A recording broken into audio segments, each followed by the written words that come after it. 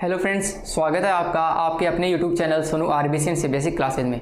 तो दोस्तों, हम पढ़ रहे थे कि आपके प्रकाश का जो अपवर्तन होता है वह किस तरह से होता है, इसके बारे में हम पढ़ रहे थे, जिसके अंदर हमने पढ़ा था कि आपके अपवर्तन से संबंधित जो नियम होते हैं वह क्या होते हैं और इनसे संबंधित जो हमने कुछ रूल थे वो हमने जाने थे। अब इनसे आगे हमारा कुछ टॉपिक आता है, वह आता है आपके गोलीय लेंसों का अपवर्तन। तो जिस प्रकार हम जो आपका पहला टॉपिक था प्रकाश का अपवर्तन, उसके अंदर हमने पढ़ा था कि आपके गोलीय दर्पणों के अंदर संबंधित जो परावर्तन के जो नियम होते हैं वह किस तरह से होते हैं, और इसके अलावा दर्पणों के अंदर जो परावर्तन होता है वह किस तरह से होता है। परावर्तन की अलग अलग जो कंडीशन होती हैं उनको हमने जाना था, जिसके अंदर हमने आपके उत्तल दर्पण होते हैं और जो अवतल दर्पण होते हैं उनसे संबंधित हमने परावर्तन के जो नियम और इसके साथ ही आपके जो परावर्तन की कौन कौन सी जो स्थितियाँ बनती है इनके बारे में हमने अध्ययन किया था। इसी प्रकार हमारा जो आज का टॉपिक है वह आपके अपवर्तन से संबंधित है। तो अपवर्तन से संबंधित जो हम प्रकाशिक युक्ति काम में लेते हैं वो आती है आपकी लेंस। तो लेंस क्या होता है? तो लेंस दो पृष्ठों से घिरा हुआ एक पारदर्शी माध्यम होता है। यानी कि अगर हम दो पृष्ठ लें और इनके मध्य में अगर हम एक पारदर्शी माध्यम को भर दें, तब इस प्रकार जो हमारे पास एक प्रकाशिक युक्ति बनती है वह आपकी लेंस कहलाती है। तो ये जो आपके दो पृष्ठ लिए जाते हैं ये आपके वक्राकार भी हो सकते हैं और समतल भी हो सकते हैं, लेकिन आपके लिए कंडीशन है कि आपका जो लेंस होता है उसमें कम से कम एक भाग होता है वह आपका वक्राकार होना आवश्यक है। तो जिस प्रकार यहाँ पर हम देख लेते हैं कि यहाँ पर हमारा एक लेंस हो गया। तो ये जो हमारा लेंस है इसके जो दोनों भाग है, एक तो भाग हमारा ये हो गया एक पृष्ठ, और इसका जो सेकंड पृष्ठ है ये दोनों वक्राकार है। लेकिन ऐसा भी हो सकता है कि हमारा जो लेंस है उसका एक भाग समतल हो लेकिन एक भाग वक्राकार हो। लेकिन हमारा जो लेंस है उसकी कंडीशन है कि उसका कम से कम एक भाग है वह वक्राकार होना आवश्यक है। तो ये थी हमारी लेंसों से संबंधित कुछ परिभाषाएं, जिसके अंदर हमने पढ़ा कि अगर कोई दो पृष्ठ लिए जाए और उन दोनों के मध्य एक पारदर्शी माध्यम भर दिया जाए, तब ऐसी स्थिति में हमारा जो एक प्रकाशिक युक्ति बनती है उसे हम हमारा गोलीय हो और लेंस कहलाता है। अर्थात लेंस का कम से कम, जैसे कि मैंने आपको बताया था, कम से कम जो एक पृष्ठ होता है वह आपका गोलीय होना आवश्यक है। इसके बाद में हम पढ़ते हैं कि आपका जो गोलीय लेंस होता है वह दो प्रकार का होता है, जिसमें हमारा एक तो होता है उत्तल लेंस और सेकंड होता है आपका अवतल लेंस। तो सबसे पहले बात करते हैं आपके उत्तल लेंस के बारे में। तो आपका जो उत्तल लेंस होता है यह इसके जो दोनों पृष्ठ होते हैं वह बाहर की ओर उभरे हुए होते हैं। यानी कि इसका जो किनारा होता है वह पतला होता है, लेकिन ये जो हमारा जो लेंस होता है वह बीच में से मोटा होता है। तो ये आपका जो उत्तल लेंस होता है वह कुछ इस तरह से बनता हुआ प्रतीत होता है।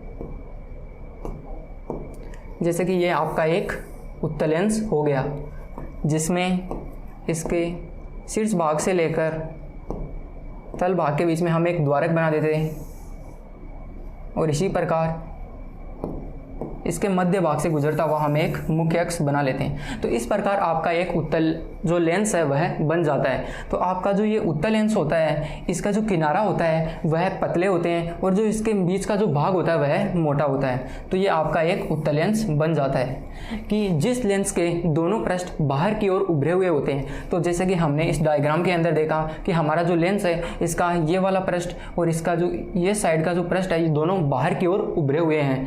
तो ऐसा लेंस जिसके दोनों पृष्ठ बाहर की ओर उभरे हुए होते हैं उसे हम उत्तल लेंस कहते हैं। हम इसे द्विउत्तल लेंस भी कहते हैं और इसे उभय उत्तल लेंस भी कहते हैं। तो ये लेंस किनारों से पतला होता है और बीच में से मोटा होता है।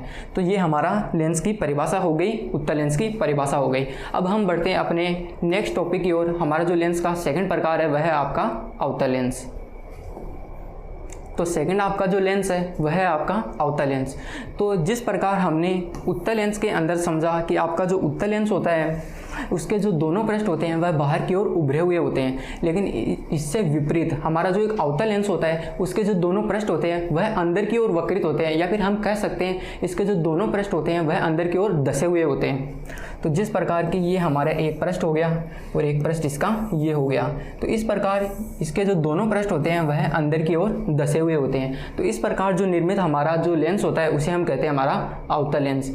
तो इसका हम एक द्वारक बना लेते हैं जो कि इसके मध्य भाग से गुजरता है, और इसी प्रकार इसका एक मुख्य अक्ष बना लेते हैं। तो इस प्रकार निर्मित जो आपका लेंस होता है वह आपका अवतल लेंस होता है। तो ये जो लेंस होता है वह किनारों से मोटा होता है, लेकिन ये बीच में से पतला होता है, जैसे कि डायग्राम में अंदर दिखाया गया है। तो इस प्रकार निर्मित जो आपका लेंस होता है उसे हम कहते हैं आपका अवतल लेंस।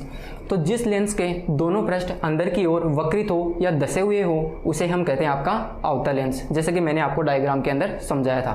तो यह जो लेंस होता है वह किनारों से तो मोटा होता है लेकिन बीच में से पतला होता है। जैसे कि हमने इस डायग्राम के अंदर देखा था कि इसके जो दोनों पृष्ठ होते हैं वह अंदर की ओर वक्रित होते हैं और इसके साथ ही इसके जो किनारे होते हैं वह मोटे होते हैं और ये बीच में से पतला होता है। तो ये हो गया आपका अवतल लेंस। तो हमने लेंस के बारे में समझा और इसके बाद में हमने लेंसों के दोनों प्रकार उत्तल लेंस और अवतल लेंस इन दोनों के बारे में पढ़ा।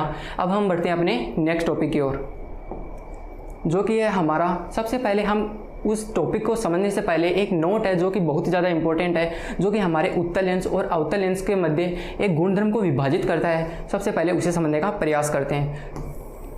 तो इसे हम देखते हैं कि अगर हमारा कोई एक उत्तल लेंस होता है, अगर इस पर किसी प्रकाश स्रोत के द्वारा कोई प्रकाश किरणें आपतित होती है तो ये हमारे उत्तल लेंस से गुजरने के पश्चात जो हमारा एक उत्तल लेंस होता है इन प्रकाश किरणों को एक जगह अभिसारित या फिर केंद्रित करने का कार्य करता है। तो इस प्रकार हमारा जो उत्तल लेंस होता है उसे हम अभिसारी लेंस भी कहते हैं। तो जैसे कि हम यहाँ पर एक डायग्राम बना लेते हैं, जैसे कि ये यहाँ पर हमारा एक उत्तल लेंस हो गया। यहाँ पर हम इसका द्वारक बना लेते हैं और इसके केंद्र भाग से गुजरती हुई एक मुख्य अक्ष बना लेते हैं। तब इस प्रकार अगर कोई प्रकाश किरण है, जो प्रकाश किरण आती है वह किसी स्रोत से समांतर रूप से आपतित होती है। तो मान लेते हैं कि हमारा किसी प्रकाश स्रोत से कोई प्रकाश किरण है वह हमारे लेंस के ऊपर समांतर रूप से आपतित होती है। एक प्रकाश किरण इस तरह से आपतित होती है और एक प्रकाश किरण यहाँ से ये इस तरह से आपतित हो गई और इसी प्रकार कुछ अन्य प्रकाश की किरणें भी हम इसके ऊपर आपतित करवाते हैं। तो ये हमारे कुछ प्रकाश की किरण होती हैं जो कि हम इस लेंस के ऊपर आपतित करवाते हैं। तो ये लेंस से गुजरती है, मतलब अपवर्तित होती है। तो ये अपवर्तन के पश्चात जो लेंस के जो मुख्य अक्ष होता है उसके एक बिंदु पर मिलती हुई प्रतीत होती है। तो जैसे कि हमारी जो प्रकाश किरण होती है वह लेंस से अपवर्तित होने के पश्चात एक बिंदु पर मिलती हुई प्रतीत होती है। इसी प्रकार ये जो प्रकाश किरण है वह भी इस बिंदु पर मिलती हुई प्रतीत होती है। ये जो प्रकाश किरण हो गई वह भी इस बिंदु पर मिलती हुई प्रतीत होती है और इसी प्रकार ये जो प्रकाश किरण है यह भी एक बिंदु पर मिलती हुई प्रतीत होती है। तब इस प्रकार अगर कोई प्रकाश की किरण हमारे मुख्य अक्ष के समांतर आपतित होती है किसी उत्तल लेंस पर, तो हमारा जो उत्तल लेंस होता है वह इन प्रकाश किरणों को एक जगह मुख्य अक्ष पर केंद्रित करने का कार्य करता है, या फिर हम कह सकते हैं कि अभिसारित करने का कार्य करता है। तब इस प्रकार हमारा जो उत्तल लेंस होता है उसे हम अभिसारी लेंस भी कहते हैं। अभिसारी लेंस।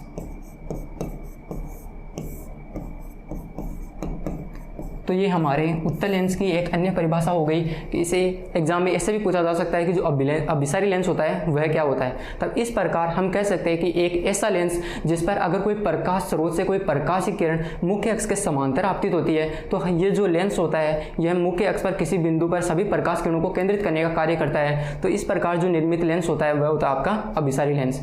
तो ये हमारा फर्स्ट जो इसका गुणधर्म होता है उत्तल लेंस का वह हमने पढ़ लिया है कि उत्तल लेंस पर आने वाली प्रकाश किरणों को यह एक जगह पर केंद्रित करने का कार्य करता है, जिस कारण इसे हम अभिसारी लेंस भी कहते हैं। अब हम बढ़ते हैं अपने नेक्स्ट टॉपिक की ओर, जो हम पढ़ेंगे आपके अवतल लेंस के बारे में।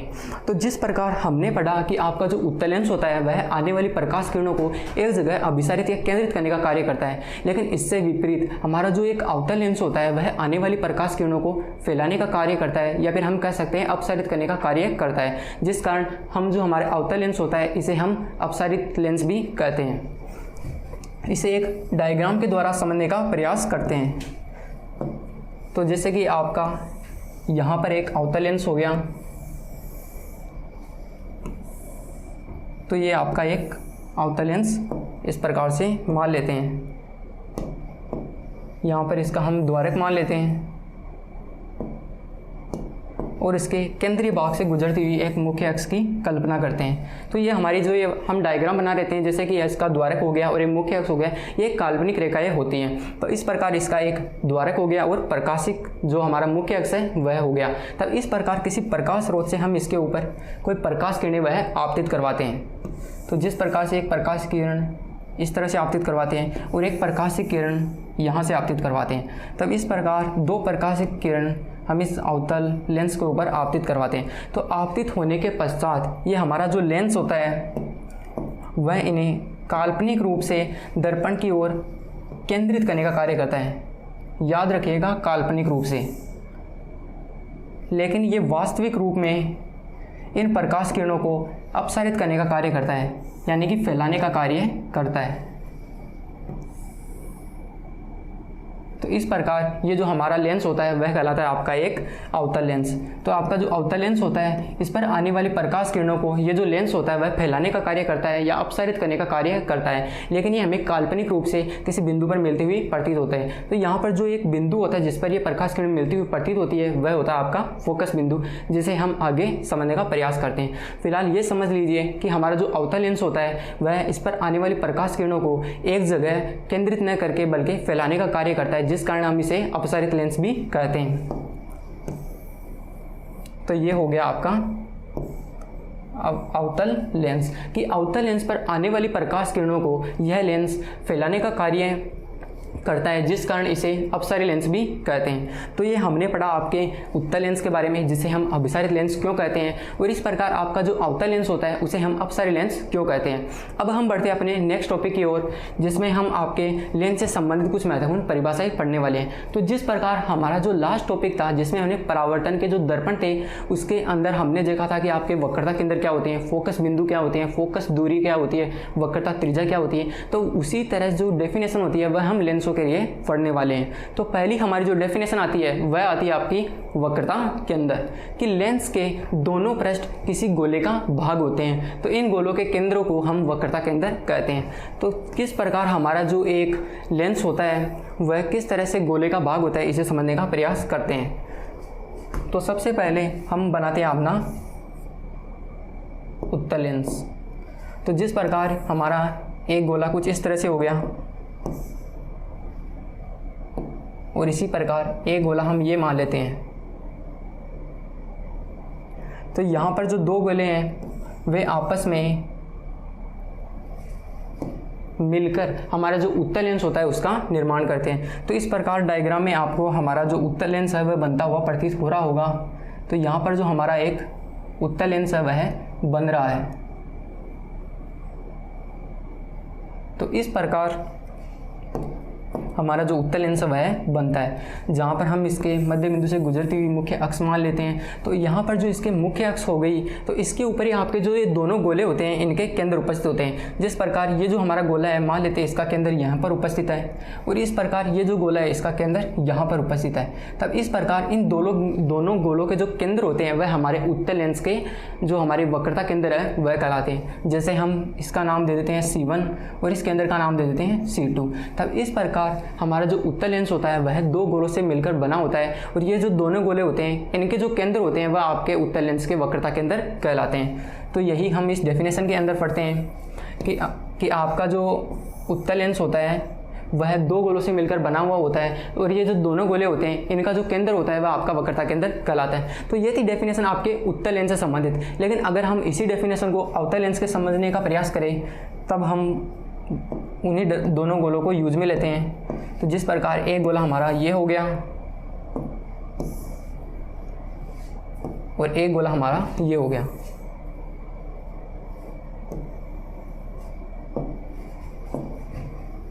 तो जिस प्रकार से हमारे पास दो गोले हो गए और इन दोनों गोलों को हम नज़दीक लाते हैं तो हमारे पास जो हमारा अवतल लेंस है उसका डायग्राम बनता हुआ प्रतीत होता है। तो यहाँ पर आप देख पा रहे होंगे कि हमारा जो अवतल लेंस होता है वह बनता हुआ प्रतीत हो रहा है, जिसके जो किनारे हैं वह अंदर की ओर धसे हुए हैं। तो इस प्रकार जो हमारा अवतल लेंस है वह बनता है। तो यहाँ पर इसके दो पृष्ठ हो जाते हैं। तो यहाँ पर जो ये दोनों गोले होते हैं इनके जो केंद्र होते हैं वह हमारे जो अवतल लेंस होता है उसके वक्रता केंद्र कहलाते हैं। तो यहाँ पर मान लेते हैं कि हमारा इस गोले का वक्रता केंद्र यहाँ पर कहीं स्थित है और इस प्रकार ये गोले का वक्रता केंद्र यहाँ पर कहीं स्थित है। तब इस प्रकार मैं इसे नाम देता हूँ C1 और इसे नाम देता हूँ C2।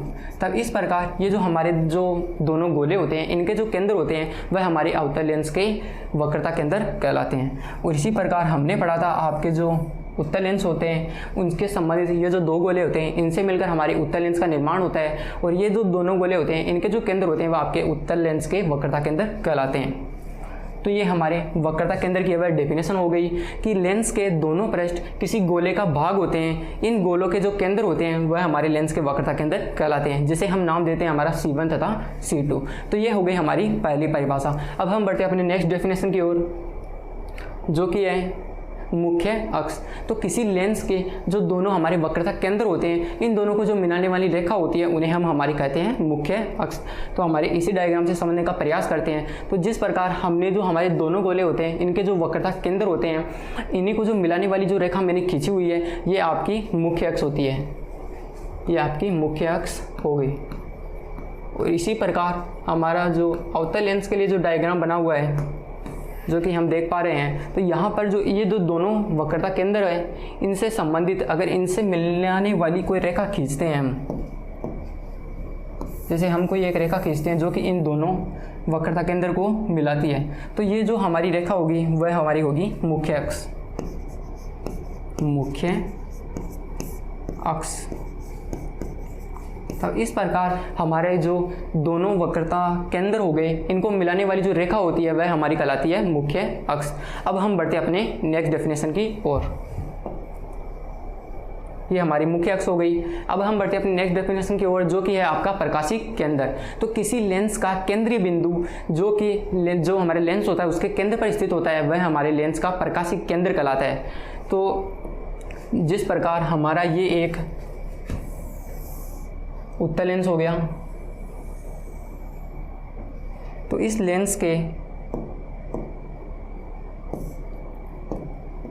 यहाँ पर इसका द्वारक हो गया, और हम इसी के मध्य भाग से गुजरता हुआ एक मुख्य अक्ष खींच लेते हैं।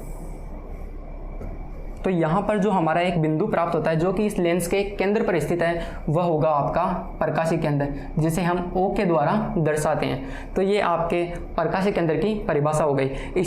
इसी के अलावा अगर हम इसे अवतल लेंस के लिए देखते हैं, तो जिस प्रकार से हम एक अवतल लेंस बनाते हैं,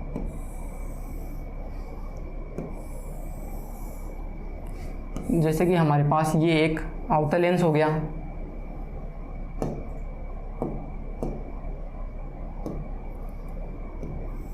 यहाँ पर इसका द्वारक हो गया, और इसी के अलावा यहाँ पर इसका एक मुख्य अक्ष हो गया। तब इस प्रकार ये जो हमारा एक अवतल लेंस बनता है, इसका जो केंद्र बिंदु होता है वो इसका प्रकाशीय केंद्र कहलाता है, जो कि यहाँ पर बनता हुआ प्रतीत होता है, जिसे हम O के द्वारा नाम दे देते हैं। तो यहाँ पर जो आपका प्रकाशीय केंद्र बनता है, इसका एक गुणधर्म होता है कि अगर कोई प्रकाशीय किरण इस प्रकाशीय केंद्र से गुजरती है तो वह बिना विचलित हुए सीधे ही गुजर जाती है। जैसा कि हमने कंडीशन पढ़ी थी आपके वक्रता केंद्र से संबंधित गोले दर्पणों के अंदर, उसी प्रकार जो हमारा लेंस होते हैं, इसमें जो हमारा प्रकाशीय केंद्र होता है O, इससे गुजरने वाली जो प्रकाश किरणें होती है वह बिना विचलित हुए सीधे ही गुजर जाती है। तो हम एक प्रकाश किरणों को इसके अंदर से गुजारते हैं, जैसे कि कोई प्रकाश किरण है वह इस लेंस से हमारा जो प्रकाशीय केंद्र है उससे गुजरती है। तो ये गुजरने के पश्चात बिना विचलित हुए या बिना मुड़े सीधे ही गुजर जाती है। इसी प्रकार अगर हम इसे पढ़े आपके अवतल लेंस के लिए, तो जिस प्रकार अगर कोई प्रकाशीय किरण इस प्रकाशीय केंद्र से गुजरती है तो वह बिल्कुल सीधे ही गुजर जाती है बिना विचलित हुए या बिना मुड़े। तो ये हो गया आपका पॉइंट कि प्रकाशीय केंद्र है वह क्या होता है। प्रकाशीय केंद्र, तो किसी लेंस का केंद्रीय बिंदु लेंस का प्रकाशीय केंद्र वह कहलाता है, जिसे हम O के द्वारा दर्शाते हैं। तो आपका जो प्रकाशीय केंद्र होता है उससे गुजरने वाली जो रेखाएं होती है, प्रकाश किरण होती है, वह बिना विचलित हुए सीधे ही गुजर जाती है। अब हम बढ़ते हैं अपनी नेक्स्ट डेफिनेशन की ओर, जो कि है आपका द्वारक।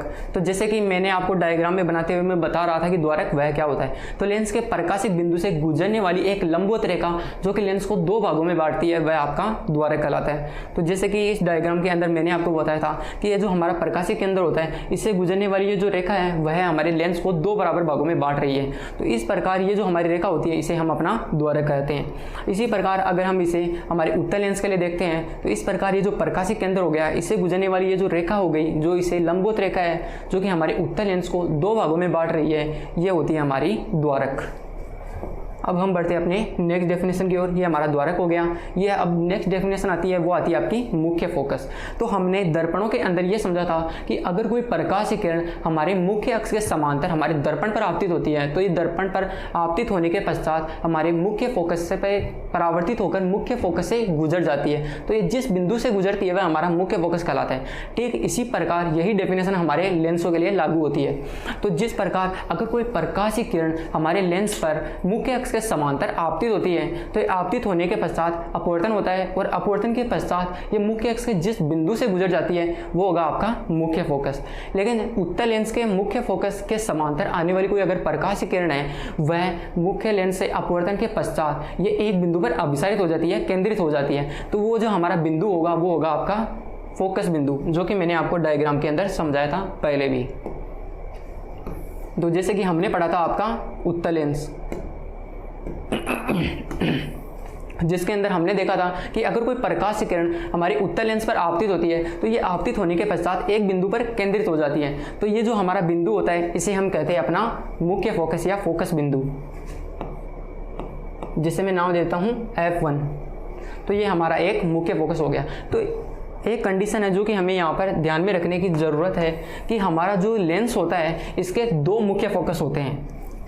हमने दर्पण के अंदर पढ़ा था कि हमारा एक ही जो हमारा मुख्य फोकस है वह एक ही होता है, लेकिन अपवर्तन की जो घटना होती है उसके अंदर हम दो मुख्य फोकस काम में लेते हैं। तो जिस प्रकार हम पढ़ रहे थे कि आपके जो दर्पणों के अंदर परावर्तन से संबंधित जो आपके दर्पण बनते हैं उनके अंदर हम केवल एक ही मुख्य फोकस या फोकस बिंदु यूज में लेते हैं, लेकिन आपके जो अपवर्तन से संबंधित जो लेंस बनते हैं इसके अंदर हम दो मुख्य फोकस काम में लेते हैं। तो जैसे कि हम यहाँ पर एक अवतल दर्पण जो हमारा एक उत्तल लेंस होता है उसका एक डायग्राम बनाते हैं, जो कि हमारा इसका एक मुख्य फोकस बन गया। तो यहाँ पर इसके दो मुख्य फोकस बनेंगे, एक इधर साइड बनेगा और एक इधर बनता है।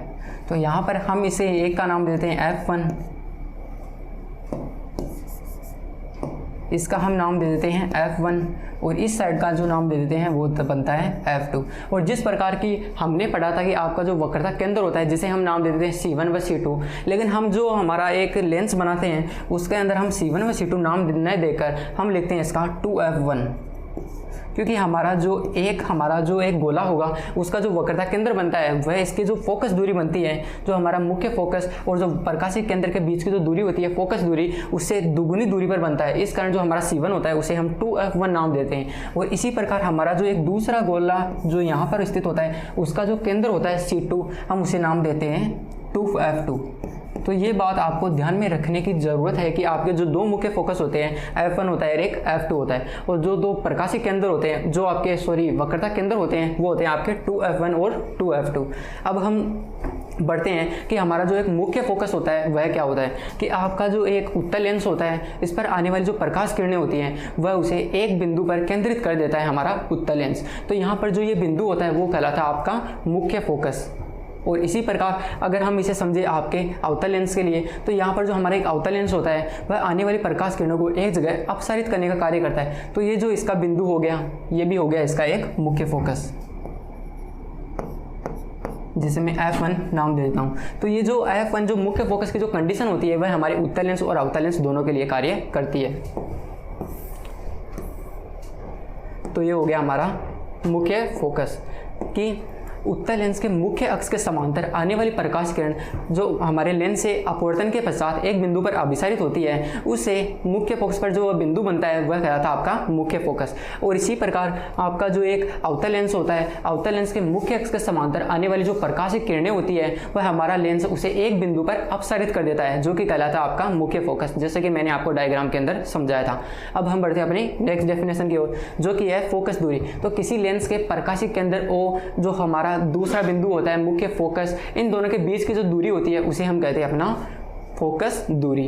तो ये जो हमारी फोकस दूरी हो गई हमारी ओ जो प्रकाशिक केंद्र होता है, जैसे कि ये हमारा एक उत्तल लेंस हो गया, इसका जो हमारे पास यहाँ पर एक द्वारक हो गया और यहाँ पर इसका जैसे कि हमारे पास एक प्रकाशिक केंद्र ओ हो गया और इस प्रकार इसका एक जो एक मुख्य फोकस हो गया F1 ये मान लेते हैं। तो हमारा जो मुख्य फोकस और जो प्रकाशीय केंद्र O होता है, इन दोनों के बीच की जो दूरी होती है उसे हम हमारी फोकस दूरी कहते हैं, जिसे हम स्मॉल f के द्वारा दर्शाते हैं। तो ये हो गई आज की हमारी कुछ महत्वपूर्ण डेफिनेशंस, जिसके अंदर हमने जाना था कि आपके जो वक्रता केंद्र होते हैं लेंस से संबंधित वह क्या होते हैं। इसके अलावा हमने फोकस बिंदु, द्वारक होते हैं, और इसके अलावा फोकस दूरी, इनके बारे में हमने जाना था। तो आज की वीडियो में इतना ही। मिलते हैं आपसे जल्दी नेक्स्ट क्लासेस में। Thank you.